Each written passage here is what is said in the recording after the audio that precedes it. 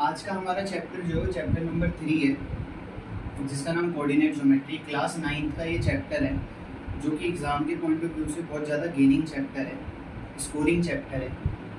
ये जो वीडियो होगी वन शॉर्ट वीडियो होगी और इसमें हम 2 चैप्टर के बारे में डिस्कस करेंगे। ये शॉर्ट वीडियो होगी 30 मिनट 40 मिनट की, जिसमें हम 2 चैप्टर के बारे में डिस्कस करेंगे, जिससे हमारे 5 से 6 नंबर या 6-7 नंबर की अप्रोक्स हमारा कवर हो जाएगा। चलो स्टार्ट करते हैं। पहले टॉपिक के बारे में बात करते हैं। इसमें सबसे पहले क्या आता है, ग्राफ के बारे में दिया जाता है। ग्राफ आपने 8th क्लास में पढ़ा भी होगा कि ये जो लेटी हुई लाइन होती है, आप बोल सकते हो लेटी हुई, इसको हम एक्स एक्सिस कहते हैं, और ये जो खड़ी हुई लाइन रहती है उसको हम वाई एक्सिस कहते हैं। ठीक है, राइट साइड में पॉजिटिव एक्स एक्सिस होता है, लेफ्ट साइड में माइनस एक्स एक्सिस होता है। डाउनवर्ड की तरफ माइनस वाई एक्सिस होता है, अपवर्ड की तरफ प्लस वाई एक्सिस होता है। क्लियर यहाँ तक? जो जैसे अगर हम बात करते हैं, जो पहला कोऑर्डिनेट होता है x और y, 2 होते हैं ना हमारे पास में। x वाले को हम कहते हैं एब्सिसा और y वाले को हम कहते हैं ऑर्डिनेट। ये याद रखने वाली टर्म्स हैं, आपको याद रखना है। फॉर एग्जांपल के लिए आपको यहाँ पे बोला गया है कि इस पॉइंट का आपको एब्सिसा और ऑर्डिनेट बताना है, तो आप देखोगे x एक्सिस में ये पॉइंट कितना कदम चला, 2 कदम, ध्यान से देखो। और y एक्सिस में कितना चला, 2 कदम, बट y एक्सिस में तो ये -2 कदम चला ना। तो इन दिस केस आपके पास एब्सिसा तो 2 हो जाएगा, पर ऑर्डिनेट -2 हो जाएगा। क्लियर? एक एग्जांपल करते हैं हम। जैसे आपको क्वेश्चन में बोला जाएगा, एग्जांपल, पहला एग्जांपल करते हैं। 4 पॉइंट बोले जाएंगे, 1 2 3 4। आपको जैसे 3,2 बोल दिया जाए, 2,1 बोल दिया जाए, 5,2 बोल दिया जाए और 1,3 बोल दिया जाए। थोड़ा सा चेंज करते हैं, यहाँ -2 ले लेते हैं, यहाँ -1 ले लेते हैं। पहला 3,2 बोला गया है, इसका मतलब x एक्सिस में आपको 3 चलना है और y एक्सिस में आपको 2 चलना है। यहाँ पे आ जाएगा वो पॉइंट, तो 3,2 हो गया। अच्छा, आपको ऐसे ही नहीं छोड़ना है, आपको इसको थोड़ा सा गोला बना के छोड़ना है। ठीक है, जिसके पॉजिटिव पॉइंट ये होंगे कि ये हाईलाइट हो जाएगा। पहला पॉइंट हो गया। दूसरा ये क्लियर हो गया। अब ये करते हैं 2,1, एक्स एक्सिस में 2 कदम और वाई एक्सिस में 1 कदम, यहाँ पे दिखेगा ये 2,1। थर्ड वाले में देखते हैं 5,-2, एक्स एक्सिस में 5 और वाई एक्सिस में -2। यहाँ देखो आप, वाई एक्सिस में -2 और एक्स एक्सिस में 5 और -2, यहाँ पे बन गया 5, एंड वाला पॉइंट देखते हैं हम, क्या कोऑर्डिनेट है इसमें, -1,3, -1 चलते हैं, ये रहा -1 एक्स एक्सिस में, और 3, 1 2 3, यहाँ पे 3 आ गया, तो -1,3 हो गया। हमने चारों पॉइंट के बारे में डिस्कस कर लिया या देख लिया। अब कई बार आपको क्वेश्चन चेंज भी करके दे सकता है। आपको कोऑर्डिनेट ना दिया जाए या फिर ये बोल दिया जाए, फॉर एग्जांपल इसका नाम दे दिया जाए कि ए बताओ, ए के एब्सिसा और ऑर्डिनेट बताओ। आपको कंफ्यूज नहीं होना, जस्ट इसका उल्टा हो जाएगा। आप देखोगे कि ए कोऑर्डिनेट कहाँ पे, एक्स एक्सिस में कितने कदम चल रहा है, 1 2 3, और वाई में कितने चल रहा है, 1 2। तो आपने क्या किया, आपने बोला ए जो रहेगा वो हो गया 3,2। तो बात इधर से बोली जाए या उधर से बोली जाए, आपके पास आंसर सेम ही है। क्लियर? इससे रिलेटेड और क्वेश्चंस पूछे जाते हैं, आप ट्राई करना, क्योंकि मैं ज़्यादा अगर लेंथी वीडियो बनाऊंगा तो ये वन शॉट नहीं रह जाएगा और आपको थोड़ा सा बोरिंग भी लगेगा। इसलिए मैंने कोशिश करी है कि मैं कम से कम शॉर्ट वीडियो बनाऊं, और जिसके बारे में आप ज़्यादा से ज़्यादा इसको देखो, जल्दी से देखो, और एग्ज़ाम के टाइम पे आप इसका फ़ायदा उठा सको। क्लियर? अब आप इसको नोट डाउन कर लीजिए, उसके बाद मैं अगला टॉपिक जो सेकंड है वो करवाता हूँ। अब हमारा सेकंड टॉपिक है जो आपसे पूछा जाता है और बहुत ज़्यादा इम्पोर्टेंट भी है। उससे पहले हम क्या बनाएंगे, सबसे पहले क्वाड्रेंट बनाएंगे। एक ग्राफ के अंदर 4 क्वाड्रेंट होते हैं। अगर आप एंटी क्लॉकवाइज गिनना चाहते हो तो वो आपकी मर्जी है, और क्लॉकवाइज गिनना चाहते हो तो आपकी मर्जी है, डजेंट मैटर आप कैसे कर रहे हो। बट यहाँ पे देखना, ये पहला क्वाड्रेंट होता है, ये सेकंड होता है, ये थर्ड होता है और ये फोर्थ होता है। ये 4 क्वाड्रेंट होते हैं। आप फर्स्ट, सेकंड, इसको थर्ड, इसको फोर्थ भी मान सकते हो। बट अगर आप एक चक्की जैसे चल रहे हो, राउंड राउंड चल रहे हो, तो आप फर्स्ट, सेकंड, थर्ड, फोर्थ इसको कर सकते हो। अब हम रखते हैं, ये प्लस एक्स होता है, हमें पता है, ये माइनस एक्स होता है, ये माइनस वाई होता है और ये प्लस वाई होता है। ये हमारा सेकंड टॉपिक। कुछ नहीं करना, यहाँ पे आधा काम खत्म हो गया। आप देखो जरा, इस लाइन को हटा दो और पहले क्वाड्रेंट में देखो। पहले क्वाड्रेंट में क्या है, एक्स एक्सिस प्लस में है, वाई एक्सिस भी प्लस में है। It means x comma y हो जाएगा। क्लियर है यहाँ तक?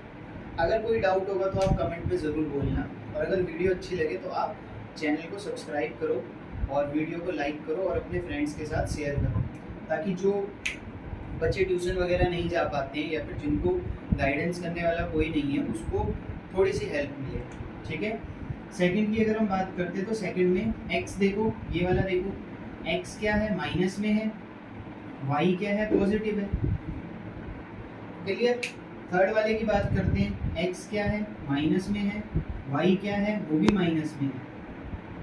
फोर्थ वाले की बात करते हैं, एक्स क्या है, पॉजिटिव में है और वाई क्या है, माइनस में। आप देख सकते हैं जब भी जिस क्वाड्रेंट के बारे में बात होती है उसको देखना है, उसकी दोनों लाइन को देखना है। जैसे फोर्थ वाले की बात हुई तो इसकी दोनों लाइन को देखना, फर्स्ट वाले की बात हुई तो इसकी दोनों लाइन को, सेकंड वाले में इसकी दोनों लाइन को, थर्ड वाले में इसकी दोनों लाइन। पहले एक्स, ABCD में सबसे पहले एक्स आता है, फिर वाई आता है। तो आप बोलोगे पहले हम एक्स रखेंगे फिर हम वाई रखेंगे। ये 4 आपके पास पॉइंट आ जाते हैं, 4 क्वाड्रेंट आ जाते हैं, उसके बेसिस पे आपके पास क्वेश्चन उठते हैं। चलो हम थोड़ा सा आगे क्वेश्चन के बारे में डिस्कस करते हैं। जैसे एग्जांपल में बोला गया -3,8, 4,2, 6, -5 और -5, -8। तो ये 4 पॉइंट है आपके पास।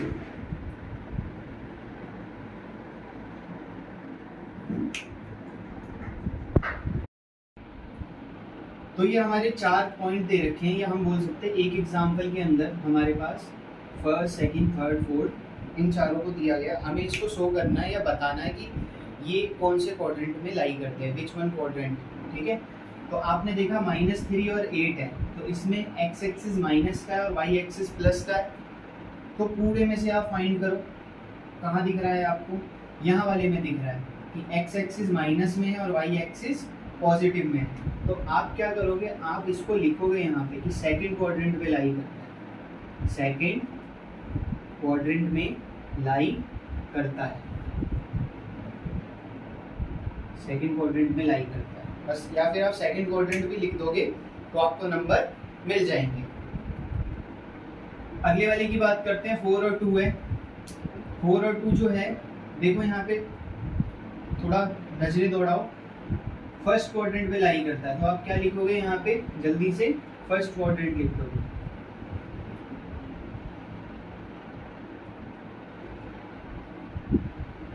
थर्ड वाला देखो 6, -5, फोर्थ क्वाड्रेंट में लग रहा है क्योंकि एक्स एक्सिस जो है वो पॉजिटिव है और वाई एक्सिस जो है वो नेगेटिव है।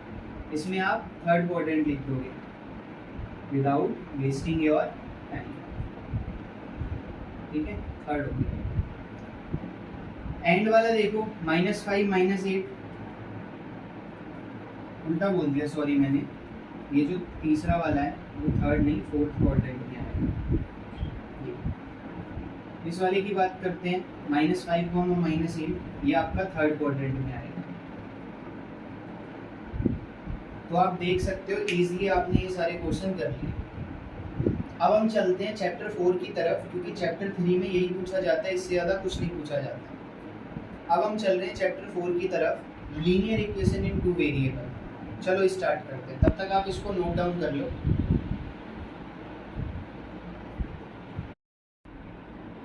लास्ट टाइम हमने, या फिर इसी वीडियो में हमने chapter number 3 coordinate geometry class 9 के बारे में बात करें।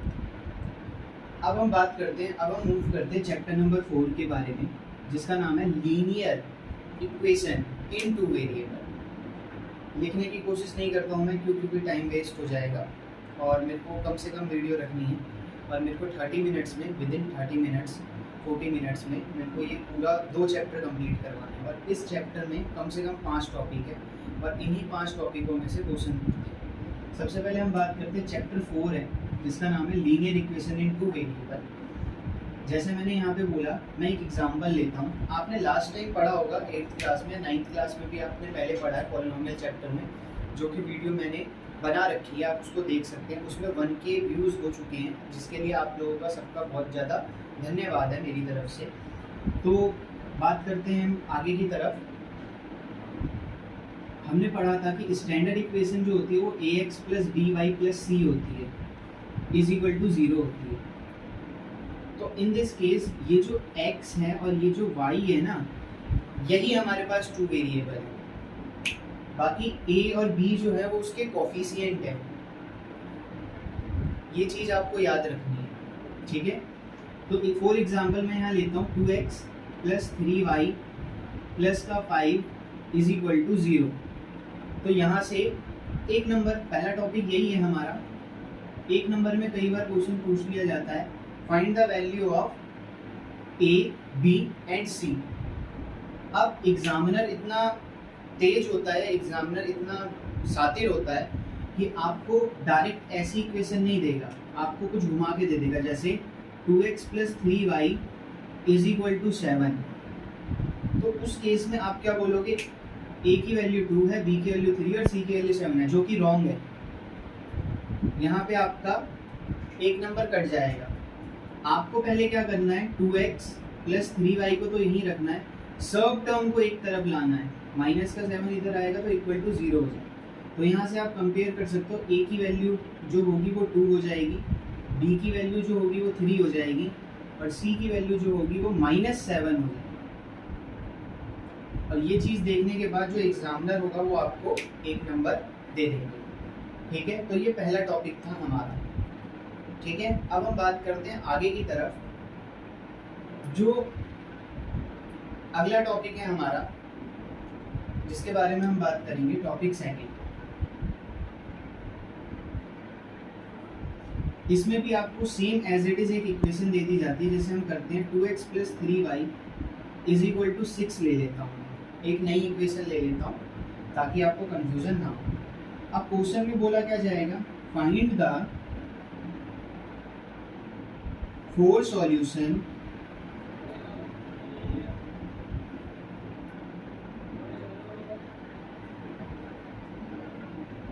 आपको 4 सॉल्यूशन निकालने, find the 4 solution of this equation. अब आपको क्या करना पड़ेगा, 4 सॉल्यूशन बोला जाएगा तो आपको एक एक करके, ध्यान से सुनना है, आपको एक बॉक्स बना लेना है।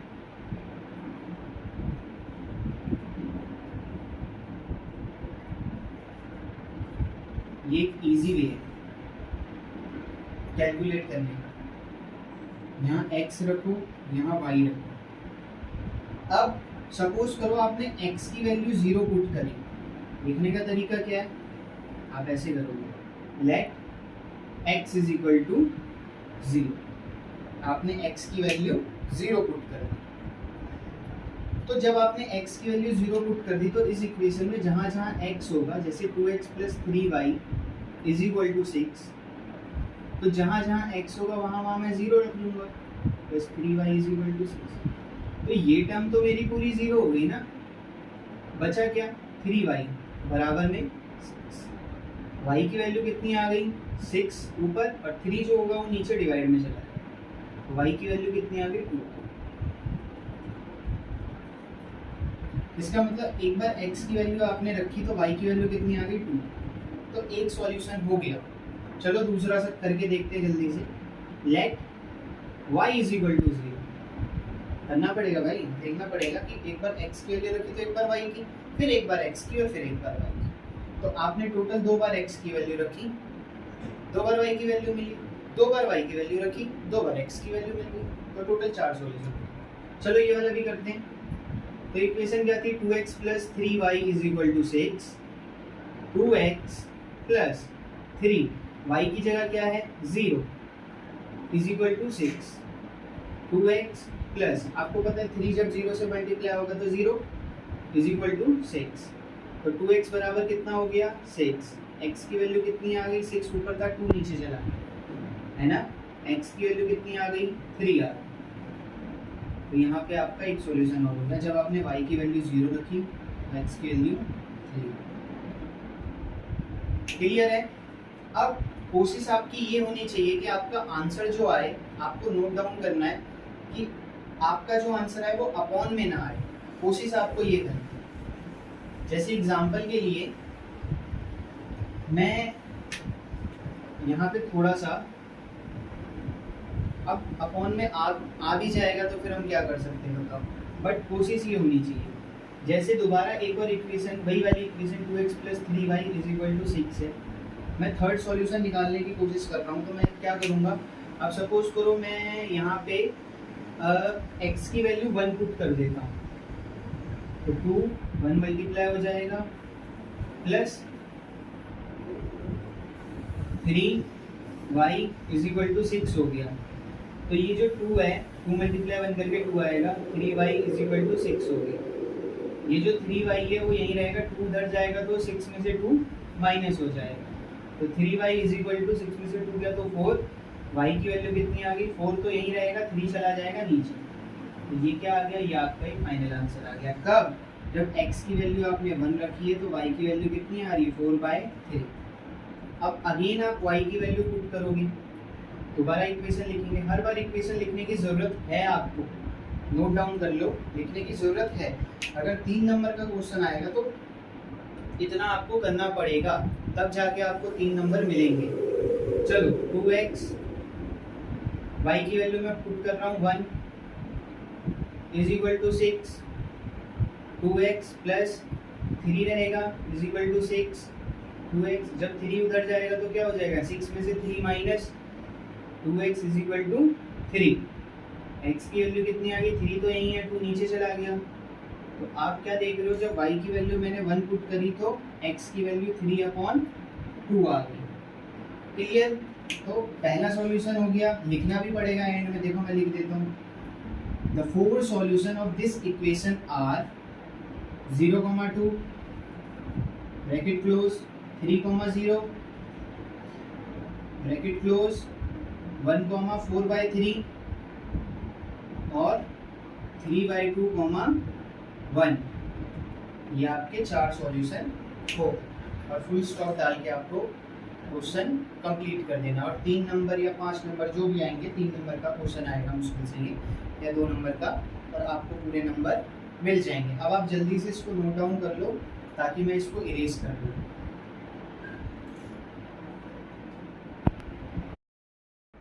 अब हमारा नेक्स्ट टॉपिक है टॉपिक 3, जो आता है चेक। बैंक वाला चेक नहीं, चेक करने वाला, चेक इट करो कि क्या आपने जो इक्वेशन रखी है वो सही है। दोनों चीज दी जाएगी आपको, एब्सिस और ऑर्डिनेट भी दी जाएगी, मतलब एक्स और वाई कोऑर्डिनेट दिए जाएंगे, और इक्वेशन भी दी जाएगी, और आपको चेक करना है। चलो करते हैं। जैसे 2x plus 3y is equal to 5 when, question में दिया जाएगा व्हेन 1,1, मतलब x कितना है, थोड़ा मैं बड़ा लिख देता हूँ, दिख नहीं रहा होगा आपको, 1,1। कब, जब x भी y है, x भी 1 है और y भी 1 है। चलो चेक करते हैं, ये क्वेश्चन दिया जाता है, x की जगह कुछ नहीं करना, जब भी चेक करने वाला क्वेश्चन आए तो आपको जो वैल्यू दे रखी है ना x और y की, वो पुट करनी है इक्वेशन में। 2 x की जगह क्या रखेंगे 1 प्लस 3 y की जगह क्या रखेंगे 1। बट आपको ये चीज ध्यान देनी है कि इक्वल टू वाली टर्म नहीं रखनी है। अगर आपने इक्वल टू वाली टर्म रख दी तो मामला खराब हो जाएगा। आंसर इक्वल टू के बराबर आना चाहिए। जैसे अभी करके दिखाता हूँ मैं, 2 1 जा 2 प्लस 3 कितना हो गया 5। आप देख रहे हो राइट हैंड साइड में भी कितना आ रहा है 5, तो आप क्या बोलोगे कि ये इसका सॉल्यूशन है। अगर ये दोनों बराबर नहीं आते तो ये इसका सॉल्यूशन नहीं होता और आंसर गलत हो जाता। आप रॉन्ग भी लिख सकते थे, मतलब रॉन्ग काट के नहीं लिखोगे, बट आप लिख सकते थे कि देयर इज नो सॉल्यूशन, ऐसे करके आप बोल सकते हो कि ये इसका सॉल्यूशन नहीं है या सॉल्यूशन ही नहीं है, आप इसको बता सकते थे। एक क्वेश्चन और करते हैं जल्दी से। 3x माइनस का y is equal to 10, 1 comma root 2। अब रूट 2 क्या है भाई, रूट में भी आ जाती है टर्म, कई बार आपके पास रूट में भी आ जाती है। अगर हम चाहें तो इसको थोड़ा सा क्वेश्चन को मॉडिफाई कर देते, 3x माइनस रूट 2y कर देते हैं, ठीक है। तो 3x की जगह क्या करना है, 1 रखना है, माइनस 2 रूट 2 और y की जगह रूट 2। राइट साइड को नहीं लिखना, इक्वल टू 10 नहीं लिखना, ये गलती मत करना। 3 वन जा 3 माइनस रूट 2 को रूट 2 से मल्टीप्लाई करो कितना आएगा 2, इसका मतलब 3 में से 2 माइनस हुआ तो कितना आंसर आया 1। और इधर क्या था, इधर था 10, तो क्या ये इक्वल होंगे, नहीं होंगे, ऐसे लिख दो। यहाँ पे भी छोड़ दोगे तो आपको नंबर मिल जाएंगे, 1 इज नॉट इक्वल टू 10, ठीक है। तो ये आपका खत्म हो गया। अब आते हैं हम अगले टॉपिक की तरफ,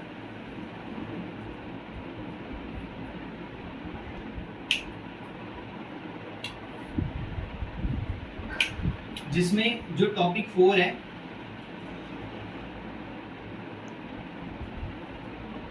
जिसमें क्वेश्चन क्या बोला जाता है, फाइंड द वैल्यू ऑफ के की वैल्यू फाइंड करनी है,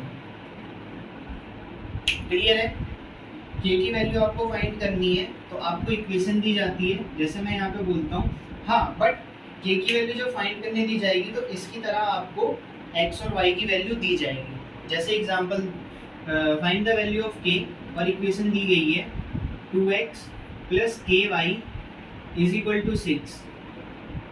हेयर ऐसे करके बोला जाता है, हेयर या when x is equal to 1 और y is equal to 2।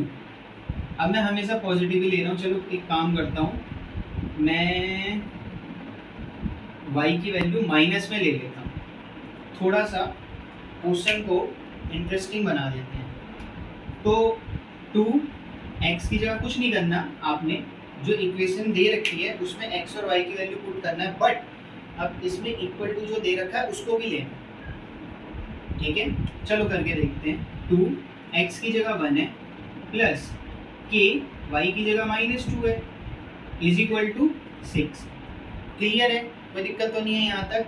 2 one जा 2 प्लस, अच्छा प्लस था और माइनस था तो माइनस हो जाएगा, k था और 2 था तो k2 मत लिख देना, ठीक है। पहाड़ी नहीं लिखना है आपको, जो पहाड़ होता है k2 वो वाला नहीं लिखना है, ठीक है, एवरेस्ट के बगल वाला जो भी है, तो 2k लिखना है आपको इज इक्वल टू 6, क्लियर। अब ये 2 उधर जाएगा तो कितना होगा, ये -2k तो यहीं रहेगा बेचारा, वो जा ही नहीं सकता क्योंकि उस पर 2 भी है और k भी है और माइनस भी है, 3 चीज़ है, वो 3 हिंड्रेंस पैदा करते हैं। 2 जो है वो उधर जाएगा तो क्या होगा, 6 में से 2 माइनस हो गया, तो माइनस का 2k इज इक्वल टू 6 में से जब 2 गया तो 4 बच गया, क्लियर है यहाँ तक। अब मुझे क्या करना है, मुझे k की वैल्यू निकालनी है, तो k की वैल्यू निकालनी है, तो जो इतनी टर्म है ना, ध्यान से देखो, आप दिख रहा होगा आपको, बड़ा बड़ा लिखा है मैंने, -2 जो है ना वो नीचे चला जाएगा। अब 2 के टेबल में 4 कितनी बार में आता है, 2, और माइनस भी तो है, तो k की वैल्यू कितनी आ गई, -2, क्लियर है। चलो एक क्वेश्चन और कर लेते हैं जल्दी से, क्योंकि जितने क्वेश्चंस करेंगे उतना ही ठीक रहेगा, ठीक है।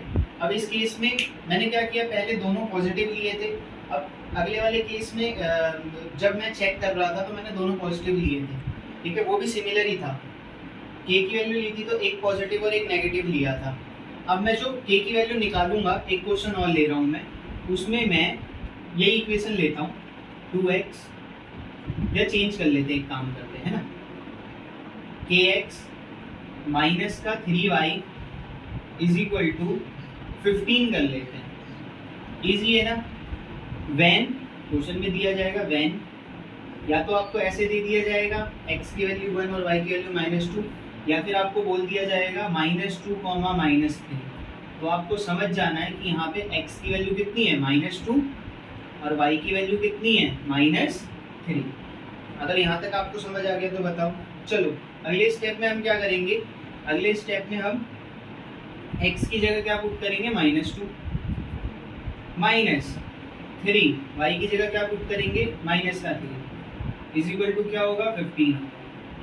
क्लियर है यहाँ तक? अच्छा k जब 2 से मल्टीप्लाई होगा मैंने बताया ना -2 के हो जाएगा, -3 से मल्टीप्लाई होगा तो प्लस का 9 हो जाएगा इज इक्वल टू 15 हो जाएगा। माइनस का 2 के बेचारा यहीं रहेगा, ये प्लस का 9 उधर जाएगा तो 15 में से 9 माइनस हो जाएगा, माइनस का 2 के इधर ही रहेगा, 6 बच जाएगा उधर, 15 में से 9 जाता है तो 6 बचता है, आपको पता ही है। k की वैल्यू निकालूंगा मैं तो मुझे पता है 6 ऊपर रहेगा और -2 नीचे चल जाएगा, और 2 के टेबल में 6 कितनी बार में आता है 3, और माइनस का साइन भी तो है, तो k की वैल्यू आ गई -3, और ये आपका फाइनल आंसर हो गया है। ठीक है, आपको कोशिश ये करनी है कि आप वैल्यू पुट करके निकाल दो, और गलती ये नहीं करनी कि आप कई बच्चे क्या करते हैं, कई बच्चे जब आंसर निकाल रहे होते हैं, अब सपोज करो यहाँ पे 6/-2 नहीं रहता और यहाँ पे 9/2 रहता, तो कई बच्चे 4.5 कर देते हैं। आपको 4.5 नहीं करना है, आपको 9/2 ही रखना है। ठीक है, चेकेट वाले में भी क्या गलती करते हैं वो, x और y में ये चीज़ ध्यान देनी है कि जो पहला है वो हमारा x है, दूसरा है वो y है, तो जो x बोला है उसमें x की वैल्यू पुट करो भाई, जो y बोला गया है उसमें y की वैल्यू पुट करो। पीछे हमने देख भी लिया कि पहला वाला x है और दूसरा वाला y है, कोई सा भी x और कोई सा भी y मत रखो, और लेफ्ट साइड को पहले सॉल्व करो। इस वाले को कहते हैं लेफ्ट हैंड साइड और इस वाले को कहते हैं राइट हैंड साइड। मतलब लेफ्ट हैंड साइड को आपको x और y की वैल्यू को पुट करना है, लेफ्ट हैंड साइड की जो वैल्यू आ रही है और राइट हैंड साइड की जो वैल्यू आ रही है वो इक्वल आनी चाहिए, तब आपका ये जो कोऑर्डिनेट दिया गया है वो इस इक्वेशन का सॉल्यूशन होगा, अदरवाइज नहीं होगा। या फिर ये भी हो सकता है आपने कहीं ना कहीं गलती करी हो, तो एक बार करने के बाद आप ज़रूर, ये इम्पॉर्टेंट है कि आपको चेक करना है, आप जल्दी से इसको नोट डाउन कर लें।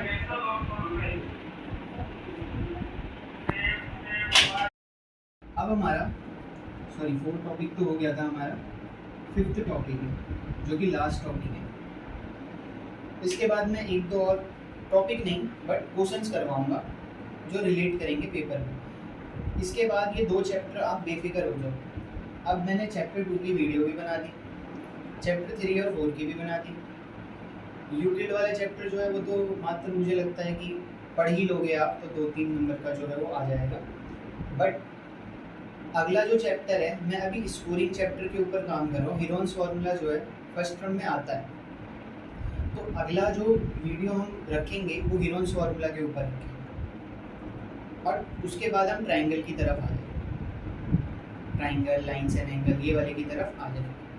तो आपको क्या करना है, आपको ज़्यादा से ज़्यादा शेयर करना है, सब्सक्राइब करना है। बार बार मैं आपको बोल रहा हूँ, क्योंकि जितने ज़्यादा व्यूज़ होंगे, सब्सक्राइबर होंगे, लाइक होंगे, शेयर होंगे, उतना ही मेरे को ज़्यादा मोटिवेशन मिलेगा। तो एक लाइक से कुछ नहीं होता, एक लाइक से एक मोटिवेशन होता है। स्टार्ट करते हैं हम टॉपिक 5 की तरफ। अब आपको क्वेश्चन में बोला जाएगा कि ड्रॉ द ग्राफ, मतलब जो इक्वेशन आपको दी गई है उसका ग्राफ ड्रॉ करो, उस इक्वेशन का ग्राफ ड्रॉ करो। इसको देखते ही इंसान जो होता है वो हिल जाता है, बट आपको नहीं हिलना। एग्जाम्पल के लिए x + y = 7, ये वाला दिया गया। मैं मार्कर चेंज करता हूँ, x + y = 7 दिया गया। कुछ नहीं करना, जैसे 4 सॉल्यूशन करे थे ना वैसे करना है। आप क्या करोगे, लेट x = 0। जब आपने ये इक्वेशन थी x + y = 7, उसमें x की जगह 0 रख दिया, 0 + y = 7, तो कहीं ना कहीं y की वैल्यू भी तो 7 आ गई ना भाई, तो कोऑर्डिनेट क्या हो गया 0,7। अगेन आप क्या करोगे, अब लेट करोगे y is equal to 0। In this case आप ये चीज देखोगे कि अब जहां जहां y होगा वहां वहां आप 0 पुट कर दोगे, is equal to 7। x is equal to कितना हो गया, 0 प्लस हो या माइनस हो कोई दिक्कत नहीं। तो ये कोऑर्डिनेट क्या बन गया 7,0। अब जब आपको बोला गया ड्रॉ द ग्राफ, तो आप क्या करोगे, ग्राफ को ड्रॉ करोगे। लाइन थोड़ी हल्की दिख रही होगी आपको, मार्कर उठा रहा है।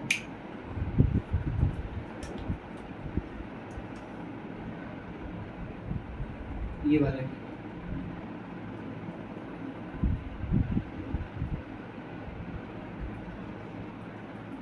1 2 3 4 5 6 7 -1 -2 -3 -4 -5 1 2 3 4 5 6 7 8 -1 -2 -3 पूरी चीज़ लिखनी पड़ेगी आपको, चाहे आ रहा है या नहीं आ रहा है, उसमें उस क्वाड्रेंट में आ रहा है या नहीं आ रहा है, बट आपको लिखना पूरा पड़ेगा। जो पैटर्न है वो आपको फॉलो करना पड़ेगा, ठीक है। तो पहला कोऑर्डिनेट था 0,7, मतलब x एक्सिस में वो 0 चला है और y एक्सिस में वो 7 चला है। ये रहा 0,7 कर लो। अगले वाले में 7,0 था, तो x एक्सिस में वो 7 चला, y एक्सिस में वो 0 चला। अब आपको बोला जाता है ड्रॉ द ग्राफ, तो आप क्या करोगे, आप इस लाइन को ऐसे करके यहाँ से मिला दो। बट अभी काम खत्म नहीं हुआ है, ये जो लाइन जा रही है इसके बीच में यहाँ पे यहीं पे आपने इक्वेशन भी लिखनी है, जिससे टीचर को ये चीज़ पता चले कि इक्वेशन, लाइन की इक्वेशन क्या है, ये रही। 2 सॉल्यूशन निकले हैं, वो ये है। थोड़ा सा इसी क्वेश्चन को मॉडिफाई कर लेते हैं हम। अगर मेरे को x plus y is equal to 7 दे रखा, मैंने तो 2 सॉल्यूशन निकाल दिए। अब मैं अगले केस में क्या करता हूँ, लेट करता हूँ x इज इक्वल टू 1, तो क्या हो जाएगा, x की जगह 1 plus y is equal to 7। Clear है। y की वैल्यू क्या आ जाएगी, जब 1 उधर जाएगा तो 7 में से 1 माइनस हो गया, y की वैल्यू कितनी आ गई, 6 आ गई। इसका मतलब कोऑर्डिनेट क्या हो गया, 1,6। एक और कर लेते हैं, equation y x plus y is equal to 7, y की वैल्यू 1 ले लेते हैं, x plus 1 is equal to 7, y की वैल्यू क्या हो गई, y की वैल्यू हो गई 1, तो 1 उधर जाएगा तो x की वैल्यू क्या हो जाएगी, 7 माइनस 1, x की वैल्यू आ गई 6। कोऑर्डिनेट क्या है, 6,1। चलो पुट करते हैं भाई।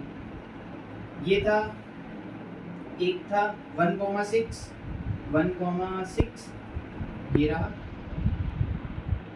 और एक था 6,1 ये रहा।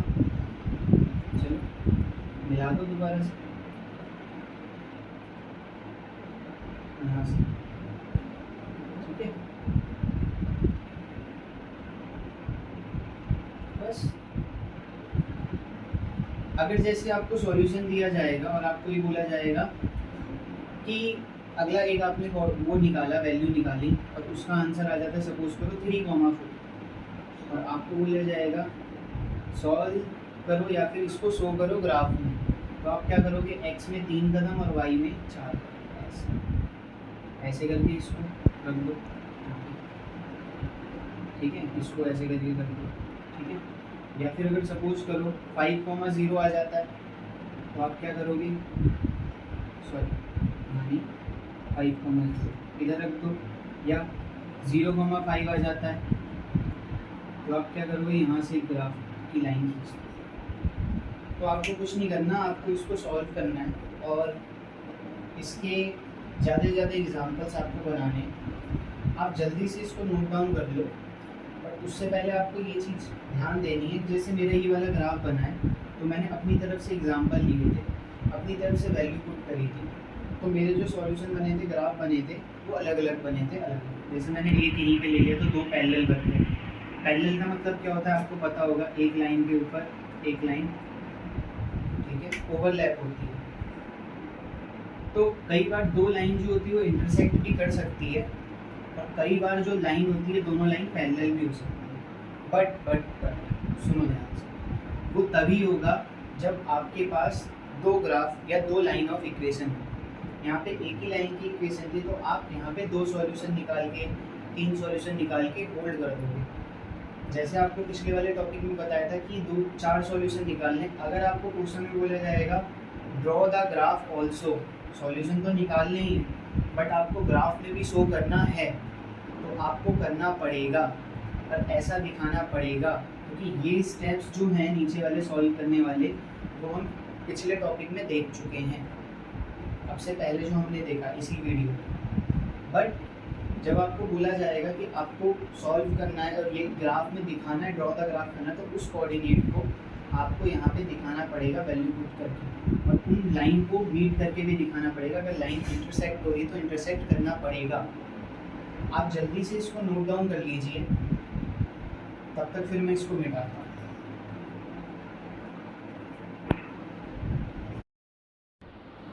अब हम एक एक्सरसाइज, एक क्वेश्चन लेंगे, एक्सरसाइज 4.1 का पहला क्वेश्चन लेंगे, जिससे हमारे सारे टॉपिक क्लियर हो जाए।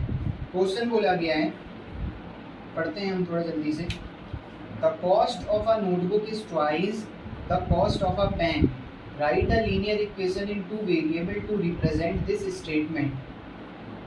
तो यहाँ पे क्वेश्चन बोला गया है, जो कॉस्ट है ना नोटबुक की जो कॉस्ट है वो ट्वाइस है पेन के कॉस्ट से। तो यहाँ पे मैं बोलूँगा, मैं लेट कर लेता हूँ कि जो पेन का कॉस्ट है वो x है, और जो नोटबुक का कॉस्ट है